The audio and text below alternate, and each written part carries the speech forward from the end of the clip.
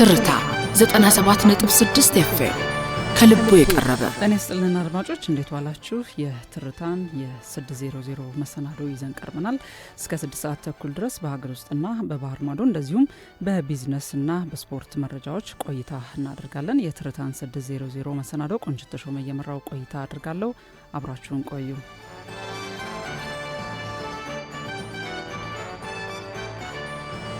በኢትዮጵያ ለበርካታ ዓመታት ሳይወሰን የቆየው የግል ዘርፍ ሰራተኞች ዝቅተኛ የመነሻ ደሞዝ ቀላል ምላሽ ሊያገኝ መሆኑ ተሰምቷል። የኢትዮጵያ ሰራተኞች ማህበራት ኮንፌዴሬሽን ኢሰማኮ ለጋዜጣ ፕላስ እንደተናገሩት ከሆነ ወቅታዊውን የኑሮ ውድነት ያገናዘበና አንድን ሰራተኛ ከነ ቤተሰቡ ሊያኖር የሚችል የደሞዝ ወለል ለመወሰን የሚያስችሉ ተግባራት እየተከናወኑ ነው። የኢሰማኮ ምክትል ፕሬዝዳንት ድሪባ ለገሰ እንደሚሉት ከሆነ እስካሁን ድረስ በሀገሪቱ የግል ድርጅቶች ዝቅተኛ የደሞዝ ወለል አለመኖሩ በሰራተኛው ኑሮ ላይ ከፍተኛ ጫና ፈጥሯል። ይህንን ችግርም በዘላቂነት ለመፍታት የመነሻ ደሞዝ ወለሉን የሚወስን ራሱን የቻለ ቦርድ ለማቋቋም ዝግጅቱ ተጠናቋል። ኮንፌዴሬሽኑ ለቦርዱ ማቋቋሚያ ደንብ አስፈላጊውን ግብዓት ማቅረቡን የገለጹት ምክትል ፕሬዝዳንቱ ቦርዱ በቅርቡ ስራ ሲጀምር በሰራተኛውና በአሰሪው መካከል የሚነሱ ቅሬታዎችን ከመፍታቱ ባሻገርም ሰራተኛው አቅሙ በፈቀደ መልኩ ኑሮውን እንዲመራ ያስችለዋል ብለዋል። አድማጮች፣ የትርታ 600 ዜናዎች ይቀጥላሉ። በህገወጥ መንገድ የውስጥ ለውስጥ መንገዶችን የማስከፈት ዘመቻ በትላንትናው ዕለት ተጀምሯል። በተለያዩ የመዲና አካባቢዎች በግለሰቦች አጥር ታጥረው የነበሩ የውስጥ ለውስጥ መንገዶችን በግብረ ኃይል የማስከፈት ስራ መጀመሩን የአዲስ አበባ ከተማ መንገዶች ባለስልጣን አስታውቋል። በተለይም ደግሞ በአቃቂ ቃሊቲ ክፍለ ከተማ ወረዳ 7 ቃሊቲ ገብርኤል ቤተክርስቲያን ጀርባ ግለሰቦች ያጠሩትን የውስጥ ለውስጥ መንገድ እንዲለቁ ቀደም ብሎ ማስጠንቀቂያ ቢሰጣቸውም ፈቃደኛ ባለመሆናቸው በትላንትናው ዕለት በግብረ ኃይል እንዲነሳ መደረጉን ነው የገለጸው። መንገዶችን አጥሮ መያዝ የህብረተሰብን የመንቀሳቀስ መብት ከመጋፋቱም በላይ ለትራፊክ መጨናነቅ ምክንያት እየሆነ ይገኛል ተብሏል። በባለስልጣን መስሪያ ቤቱ የአስተዳደርና ቁጥጥር ቡድን መሪው አብይ ኪዳኑ በበኩላቸው የመንገዶቹ መዘጋት ዘርፈ ብዙ ቀውስን ማስከተሉን ተናግረዋል። መንገዶቹ በመዘጋታቸው ነፍሰ ጡር እናቶች በሌሊት ለሕክምና ሲሄዱ እንደዚሁም የእሳት አደጋ መከላከያ ተሽከርካሪዎች ስራቸውን ለማከናወን በእጅጉ ተቸግረዋል ያሉ ሲሆን ባለስልጣን መስሪያ ቤቱ የጥገና ስራዎችን እንዳያከናውን እንቅፋት ሆኖ መቆየቱንም ገልጸዋል። በቀጣይም በግብረ ኃይል የታገዘ መንገድ የማስከፈት እርምጃ በሁሉም የመዲናዋ ክፍሎች ተጠናክሮ እንደሚከናወን ትርታ ከአዲስ አበባ ከተማ መንገዶች ባለስልጣን ሰምቷል። የ$1.6 ቢሊዮን የጤና ትብብር ስምምነት በኢትዮጵያና አሜሪካን መካከል ተፈርሟል። የጤናውን ዘርፍ ይበልጥ ለማጠናከር የሚያግዝ ይኸው የ$1.6 ቢሊዮን የትብብር ስምምነት በትላንትናው ዕለት በኢትዮጵያና በአሜሪካ መካከል ተፈርሟል። ይህ ስምምነት ከ2026 እስከ 2030 ባሉት ዓመታት የሚተገበር ሲሆን በሀገሪቱ የሚታዩ የጤና ዘርፍ ችግሮችን ለመቅረፍ ያለመ ነው ተብሏል። ስምምነቱ በዋናነትም በኤችአይቪ ኤድስ፣ በሳምባ ነቀርሳ ቲቪ እንደዚሁም በወባ መከላከያ ፕሮግራሞች ላይ ትኩረት እንደሚያደርግ የጤና ሚኒስቴር በመግለጫው ላይ አስታውቋል። በተጨማሪም የእናቶችና የህፃናት ጤና አገልግሎትን ለማሻሻልና ድንገተኛ ወረርሽኞችን ለመከላከል የሚያስችል ዝግጅትን ለማጠናከር መታቀዱም ተገልጿል። ከጠቅላላው $1.6 ቢሊዮን የሚሆነው በገንዘብ ድጋፍ መልክ ከአሜሪካ የሚገኝ ሲሆን ቀሪው ደግሞ በኢትዮጵያ መንግስት የሀገር ውስጥ የጤና ፋይናንስ እቅድ አማካኝነት እንደሚሸፈን ነው የተጠቀሰው። የገንዘብ ድጋፍ ስምምነቱ የተፈረመው በኢትዮጵያ የሚንቀሳቀሱ ሰብአዊ ረዳታ ድርጅቶች ከፍተኛ የገንዘብ እጥረት እንዳጋጠማቸው እየገለጹ ባሉበት ወቅት ነው። የተባበሩት ሀገሮች የህፃናት መርጃ ድርጅት ዩኒሴፍ በዚህ ዓመት ብቻ ከ2.4 ሚሊዮን በላይ የወባ ታማሚዎች መመዝገባቸውን ጠቅሶ በሚሊዮን የሚቆጠሩ እናቶችና ህፃናት ለአደጋ መጋለጣቸውንም አስታውቋል። በተመሳሳይ የዓለም የምግብ ፕሮግራም ተጨማሪ የገንዘብ ድጋፍ ካላገኘ ስራው ሊቋረጥ የሚችልበት ደረጃ ላይ መድረሱን መግለጹ ይታወሳል። በኢትዮጵያና በአሜሪካን መካከል የተፈረመው ይህ አዲሱ የትብብር ማዕቀፍ እነዚህን ችግሮች ለመፍታት ከፍተኛ ሚና ይኖረዋል ተብሎ ይታመናል።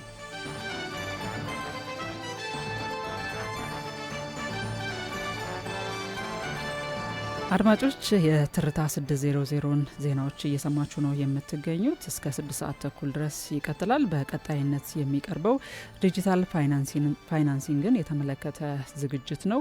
ንጉሱ በሪሁን ዲጂታል ፋይናንሲንግ ምን ማለት ነው፣ ጠቀሜታው ምንድን ነው የሚሉ ባለሙያዎችን ያናገረበትን መሰናዶ አዘጋጅቶታል። እንደሚከተለው ይቀርባል። ዲጂታል ኢትዮጵያ 2025 ስትራቴጂ ተጠናቆ ዲጂታል ኢትዮጵያ 2030 ስትራቴጂ ይፋ ተደርጓል። የዲጂታል ኢትዮጵያ 2030 ስትራቴጂ ዋና ዓላማው አገልግሎትን ማስፋት፣ ለሁሉም ዜጋ እኩል ዕድል መፍጠርና በዜጎችና በተቋማት መካከል መተማመንን ማጎልበት መሆኑ ተጠቅሷል። ከዚሁ ጋር ተያይዞ የሚነሳው ዘመኑን የዋጀ የገንዘብ ክፍያ ስርዓት ነው። ዛሬ ላይ ከአንዱ ባንክ ወደ ሌላኛው ባንክ እጅግ ከፍተኛ መጠን ያለው ገንዘብ የሚዘዋወር ሲሆን ይህም የህብረተሰቡ የባንክ አጠቃቀም ወደ ዲጂታል እየተቀየረ ስለመሆኑ ማሳያ እንደሆነ ነው መረጃዎች የሚያመላክቱት። በኢትዮጵያ በአሁኑ ወቅት የዲጂታል ክፍያ አገልግሎትና ግብይት ከጊዜ ወደ ጊዜ በከፍተኛ ቁጥር እያደገ የመጣ ሲሆን ዜጎች በተለይም የከተማው ነዋሪ ያለ ጥሬ ገንዘብ እየተገበያየና የአገልግሎት ክፍያዎችን በዲጂታል አግባብ መጠቀምን እየተለማመደ መምጣታቸውን የብሔራዊ ባንክ መረጃ ያሳያል። የዲጂታል ክፍያ አገልግሎትና ግብይት ሰዎች ገንዘብን በሚያስፈልጋቸው ጊዜና መጠን እንዲገበያዩበት የሚያስችል ስራንና ንግድን የሚያቀላጥፍ አጠቃላይ አኗኗርን ቀላል የሚያደርግ መሆኑ ይታመናል። የዲጂታል ክፍያ ስርዓት ለኢኮኖሚ ያለው አበርክቶ እንዲሁም መወሰድ የሚገባቸውን ጥንቃቄዎች በተመለከተ ባለሙያዎች ምላሽ ሰጥተውናል። የምጣኔ ሀብት ባለሙያው ዶክተር አጥላው አለሙ እንደገለጹት የክፍያ አገልግሎትን ከባንኮች በተጨማሪ የክፍያ መፈጸሚያ ሰነድ አውጪዎችና ሌሎች የክፍያ ተቋማት እየተሳተፉበት በመሆኑ ህብረተሰቡ ቀልጣፋ፣ አስተማማኝና ወጪ ቆጣቢ አገልግሎት ለማግኘት ያስችለዋል። ዲጂታልም ዋናው ነገር ስፔስና ታይም የሚፈጅብህን ነገር በቀላሉ በመስራት ትራንዛክሽን ኮስቶችን በመቀነስ እና ኢንፎርሜሽን አክሰስንም በመጨመር ነው። እንግዲህ ዲጂታል ኢኮኖሚ ጥቅሙ ያንን ነው እና ለዛ ትራንዛክሽን ኮስት መቀነስ ማለት የእቃውን ዋጋ አይደለም የሚያስቀንስህ፣ ግን የመለዋወጫ ዋጋ ይቀንሳል። ለምሳሌ ባንክ ቤት ሄጄ ገንዘብ ለማውጣት ወይም ለማስቀመጥ ምናምን ኢንስቴድ ኦፍ ሄዶ ወይ ጊዜ ከማባከን ከሩቁ በሞባይል ባንኪንግ የምከፍለውን እከፍላለሁ፣ ወይም ካርዶቹም ቢሆን ከተፈለገው ቦታ በክሬዲት ካርዶችም ሆነ ዴቢት ካርዶች ከተፈለገው ቦታ ገንዘብ ለማውጣት ሰውን ሳታስቸግር የራስንም ጊዜ ሳታባክን እንደዚህ ትሰራለህ እና እነኚህ ነገሮች ምንድን ነው? አንደኛ ለስራ ፍጥነት ይሰጣሉ። በመስራት ላይ ለስራው ሳይሆን ለመለዋወጡ ለመስራቱ የሚያስወጣህን ወጪ ከዛ ነው። ፍጥነት ደግሞ በጣም ፈጣን የሆነ አሰራር ነው። የዲጂታል የክፍያ ስርዓት መዳበር በርካታ ዕድሎችን ይዞ እንደሚመጣው ሁሉ ጥንቃቄዎችንም እንደሚጠይቅ የጠቀሱት ባለሙያዎቹ በተለይም የሳይበር ደህንነት ጉዳዮችን ማጠናከር፣ ከመጠን ያለፈ የገንዘብ ዝውውር፣ የብር አቅርቦት እንዳይኖር የብሔራዊ ባንክ ቁጥጥር እንደሚያስፈልግም ገልጸዋል። አድማጮች ቀደም ሲል እንግዲህ የሀገር ውስጥ ዜናዎችን ነበረ ያዳመጣችሁት። የቢዝነስና የባህር ማዶ እንደዚሁም የስፖርት ዜናዎች በትርታ 600 መሰናዳችን የምታደምጧቸው ዝግጅቶች ናቸው። ዜናዎቹን እስከ 6 ሰዓት ተኩል ድረስ ቆንጆ ተሾመ እያቀረብኩ ቆያለሁኝ። በቀጣይነት የቢዝነስ ዘገባ እናቀርባለን። አብራችሁን ቆዩ።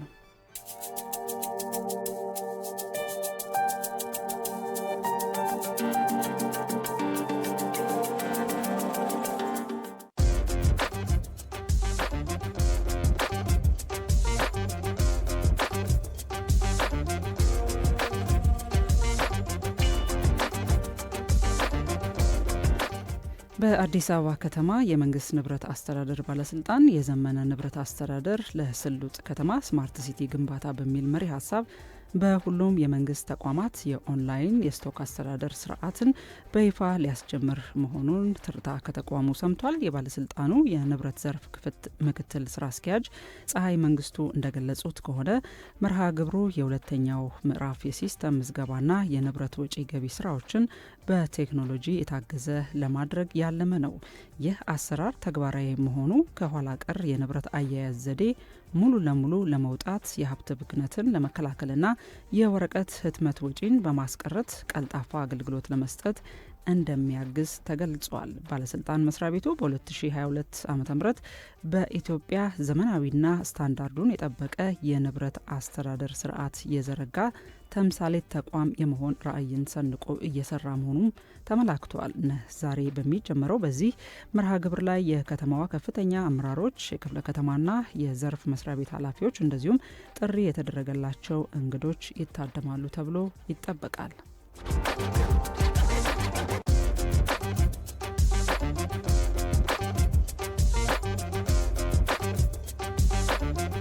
ዘመናዊ የእርሻ መሳሪያን የመጠቀም ባህልን በማሳደግ አርሶ አደሩ የሚያጋጥመውን የምርት ብክነት መቀነስ የሚያስችሉ ውጤታማ ተግባሮች እየተከናወኑ ነው ሲል ግብርና ሚኒስቴር አስታውቋል። በሚኒስቴሩ የሰብል ልማት መሪ ስራ አስፈጻሚ ኢሳያስ ለማ እንደገለጹት ከሆነ የመኸር ወቅት 20.5 ሚሊዮን ሄክታር መሬት በሰብል ለመሸፈን እቅድ ተይዞ ወደ ስራ ተገብቷል። በተሰሩ የተቀናጀ የግብርና ልማት ስራዎችም 20.9 ሚሊዮን ሄክታር መሬት በሰብል መሸፈን እንደተቻለ ተናግረዋል። በግብርና ሜካናይዜሽን ስርዓት የሰብል ምርታማነትን ለማሳደግ የተከናወነ የእርሻ መሳሪያና የግብአት አቅርቦት ስራም ከ12 ሚሊዮን ሄክታር መሬት በኩታ ገጠም ሰብል መሸፈኑን አስረድተዋል። በሰብል ከተሸፈነ የመሬት ገጽታ ላይ 653 ሚሊዮን ኩንታል ምርት ለመሰብሰብ በተያያዘው እቅድ መሰረትም በቆላማና ወይና ደጋ አካባቢዎች ውጤታማ ምርት የመሰብሰብ ስራ እየተሰራ ነው ብለዋል። በዚህም በአገር አቀፍ ደረጃ በእስካሁኑ ሂደት 14 ሚሊዮን ሄክታር መሬት ላይ የነበረ ሰብል መሰብሰቡን ጠቁመው ተሰብስቦ ከተወቃ ሰብልም 322 ሚሊዮን ኩንታል ምርት ወደ ጎተራ መግባቱን አስታውቀዋል።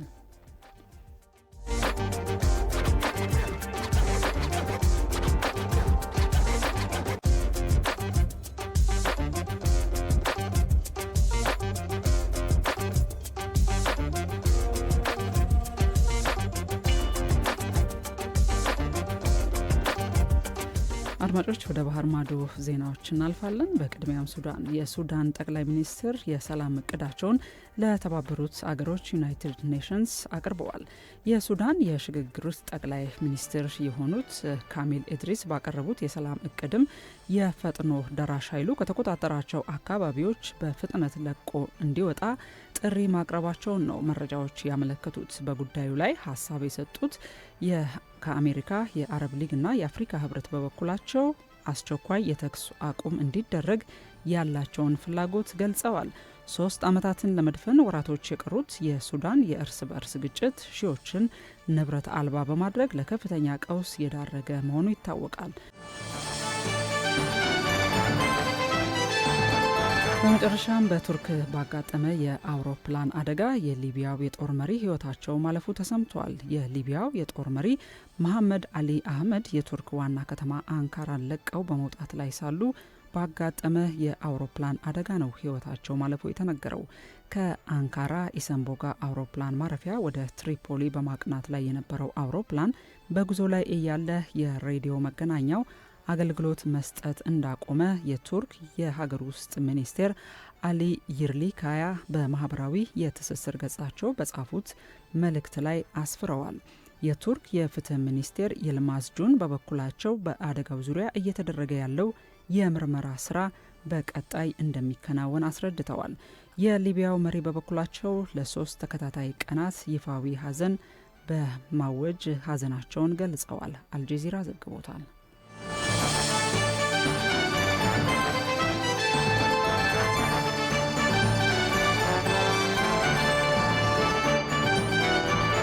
ትርታ 97.6 ኤፍኤም ላይ የትርታ 600 የሀገር ውስጥና የባህር ማዶ ዜናዎችን የቢዝነስ መረጃዎችን የተከታተል ነው። በቀጣይነት ስፖርታዊ መረጃዎችን እናዳምጣለን። አብራችሁን ቆዩ።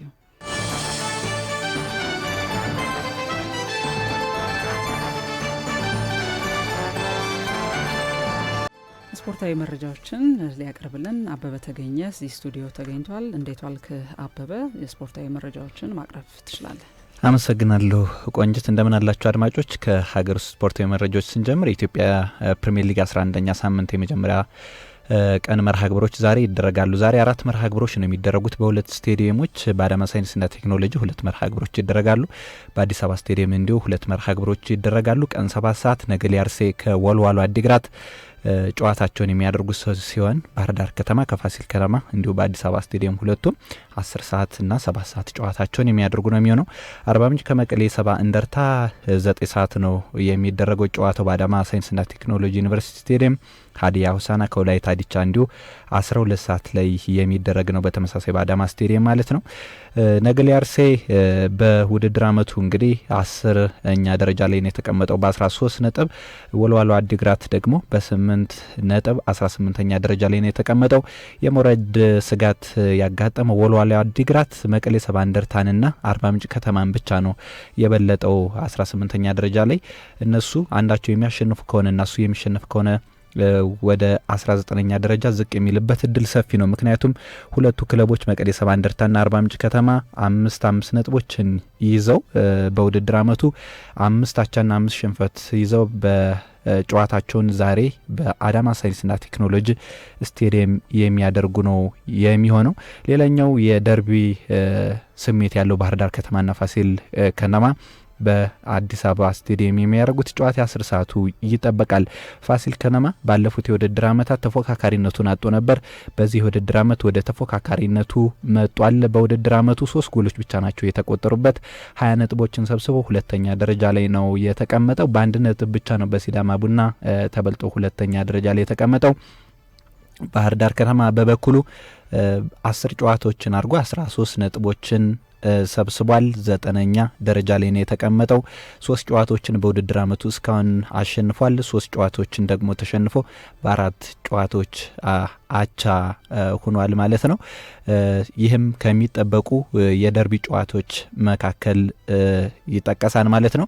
ወደ ውጭ ስፖርታዊ መረጃዎች ስናመራ የአፍሪካን ዋንጫ እናገኛለን። ዛሬ 4ኛ መርሃ ግብሩን ይዟን በሞሮኮ አስተናጋጅነት እየተደረገ የአፍሪካ ዋንጫ 9 ሰዓት ከ30 ላይ ቀን ቡርኪና ፋሶ ከኢኳቶሪያል ጊኒ የሚያደርጉት ጨዋታ ይጠበቃል። ቡርኪና ፋሶ በአፍሪካ ዋንጫ መድረክ ምንም ዋንጫ ከሌላቸው ሀገራት ትመደባለች። በ2013 ለፍጻሜ ደርሳ ነበር። በናይጄሪያ ዋንጫውን መነጠቋ ይታወሳል። ለፍጻሜ ደርሳ አሁን የመጀመሪያ ዋንጫዋን ለማግኘት ዛሬ የመጀመሪያ ጨዋታዋን ከኢኳቶሪያል ጊኒ ጋር በምድብ 5 ወይም ደግሞ ግሩፕ ኢ ውስጥ ጨዋታቸውን የሚያደርጉ ነው የሚሆነው። በተመሳሳይ ምድብ ላይ የሚገኙት አልጄሪያና ሱዳን ጨዋታቸውን የሚያደርጉ ይሆናል 12 ሰዓት ላይ ማለት ነው።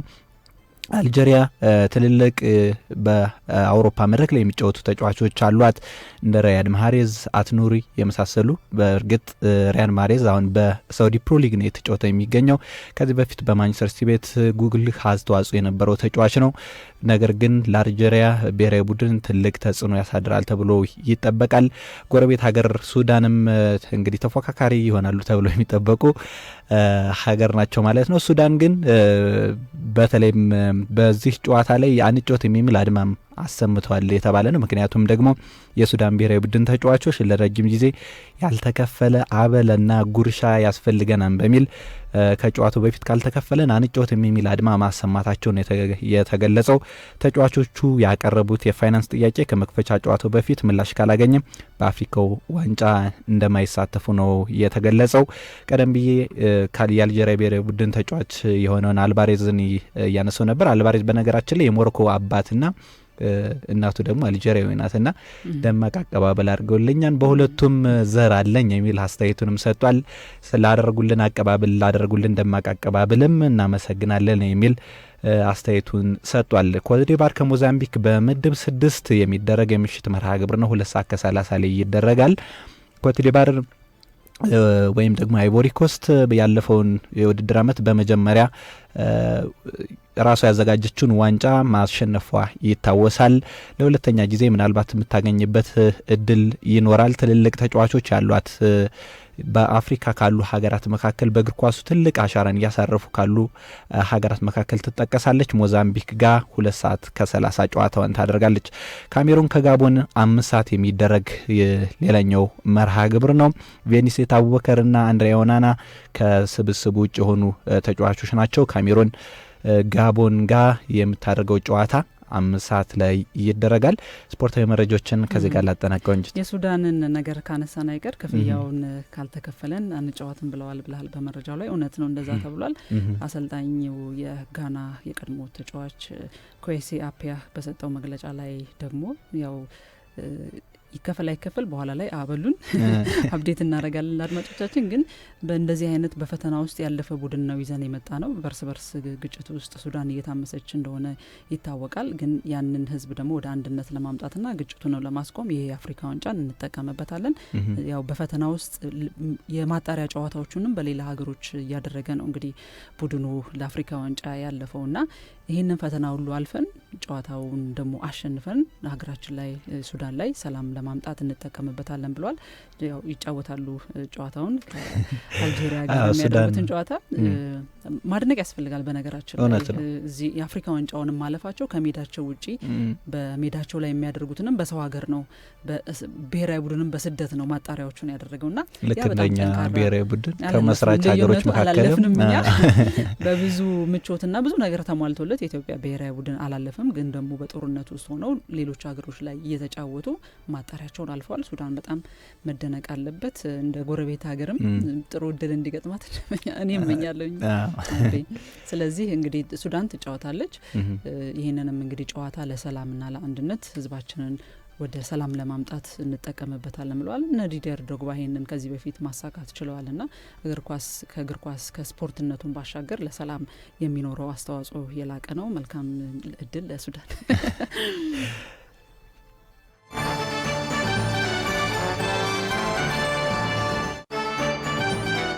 አድማጮች ቀደም ሲል እንግዲህ አበበ ተገኝ ነበር የስፖርታዊ መረጃዎችን ያቀረበልን። ቀደም ሲል በሀገር ውስጥና በባህር ማዶ እንደዚሁም በቢዝነስ መረጃዎች ቆይታ አድርገናል። ቆንጅት ተሾመ የትርታ 600ን ስመራ ቆይቻለሁ። ጤና ይስጥልን።